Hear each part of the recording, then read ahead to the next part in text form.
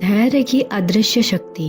वो समय जब आधुनिकता की चकाचौंध में हर व्यक्ति अपनी गति से जीवन को आगे बढ़ाने की जद्दोजहद में लगा था, वहीं नील, एक युवा उद्यमी, अपनी महत्वाकांक्षाओं के ताने बाने में उलझा हुआ था। वो दुनिया के तमाम सफल लोगों की कहानियों को पढ़कर प्रेरित हुआ था और सोचता था कि बस अब उसे भी वही मुकाम पाना है। लेकिन एक बात उसे समझ नहीं आ रही थी, क्यों उसका हर प्रयास असफलता में परिवर्तित हो जाता था। उसने अपनी योजनाओं में हर एक चीज का ध्यान रखा, हर एक रणनीति पर बारीकी से काम किया, फिर भी सफलता उसकी पहुंच से दूर थी। नील के मन में एक ही सवाल उठता था, आखिर मेरे साथ ऐसा क्यों हो रहा है। उसने तमाम किताबें पढ़ी, कई गुरुओं से परामर्श लिया, पर कोई भी उत्तर उसके मन की बेचैनी को शांत नहीं कर पाया। एक दिन वो अपने एक मित्र के कहने पर एक प्रसिद्ध विद्वान प्रोफेसर शर्मा से मिलने गया। प्रोफेसर शर्मा की ख्याति उनकी गुण, सोच और जीवन के गहरे पहलुओं पर शोध के लिए थी। उनके पास वर्षों का अनुभव था और जीवन के हर उतार चढ़ाव को उन्होंने करीब से देखा था। नील ने अपनी मन की सारी उलझनों को उनके सामने रखा और वो बेसब्री से उनका उत्तर सुनने की प्रतीक्षा करने लगा। प्रोफेसर शर्मा ने बड़ी शांति से उसकी बातें सुनी और फिर उसे एक रहस्यमयी पुस्तक दी। उस पुस्तक का नाम था धैर्य की अनंत कथा।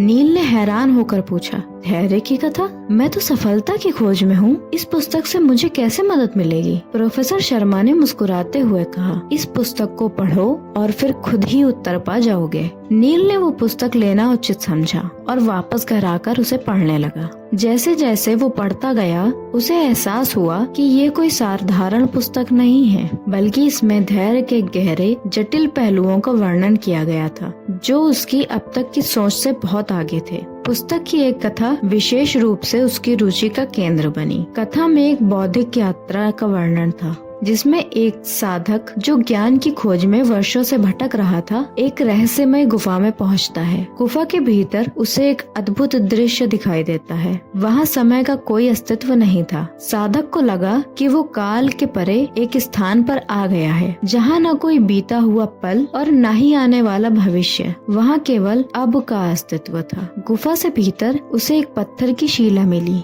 जिस पर कुछ अजीब से चिन्ह अंकित थे। उन चिन्हों को पढ़ने की कोशिश करते हुए उसे धीरे धीरे ये एहसास हुआ कि ये चिन्ह समय के चक्र की व्याख्या कर रहे हैं। उस पर लिखा था, धैर्य वह कुंजी है जो समय को झुका सकती है। समय का अधिपति बनने के लिए धैर्य को आत्मसात करना होगा। नील इस बात को पढ़कर चौंक गया। क्या सच में धैर्य इतना शक्तिशाली हो सकता है कि समय को भी उसकी चाल से रोका जा सके? क्या धैर्य उस अदृश्य शक्ति का प्रतीक है जिसने उसे कभी समझने की कोशिश ही नहीं की? जैसे जैसे वो पुस्तक के अंतिम अध्याय तक पहुंचा, उसे एहसास हुआ कि धैर्य केवल प्रतीक्षा का नाम नहीं है, बल्कि ये एक गहन मानसिक अवस्था है, जहां व्यक्ति अपने भीतर की क्षमताओं को समझने और उनका पूर्ण उपयोग करने की क्षमता विकसित करता है। धैर्य वो मानसिक अनुशासन है जो इंसान को समय से परे ले जाकर उसकी आंतरिक शक्तियों से जोड़ता है। कथा के अंत में साधक उस गुफा से बाहर निकलता है, परंतु अब वो बदल चुका था। अब उसे इस बात की कोई जल्दी नहीं थी कि वो कब अपने गंतव्य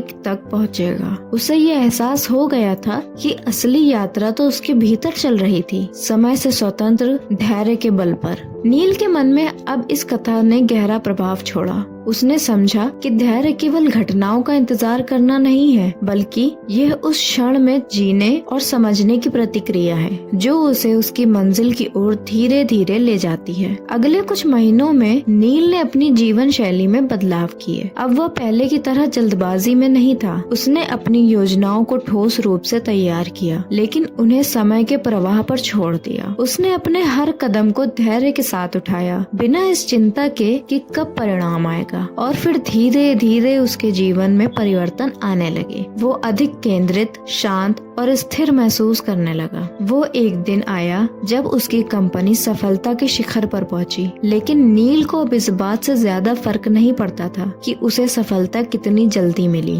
उसे अब समझ आ गया था कि धैर्य का असली अर्थ क्या है। ये समय के पार जाकर अपनी आंतरिक शक्तियों को पहचानने और उन्हें समय के साथ संतुलित करने की प्रक्रिया है। और इस प्रकार नील ने धैर्य की अदृश्य शक्ति को समझा जो हर व्यक्ति के भीतर होती है, परंतु बहुत कम लोग इसे पहचान पाते हैं। धैर्य केवल इंतजार करने की कला नहीं, बल्कि स्वयं को समय से मुक्त कर देने की प्रक्रिया है।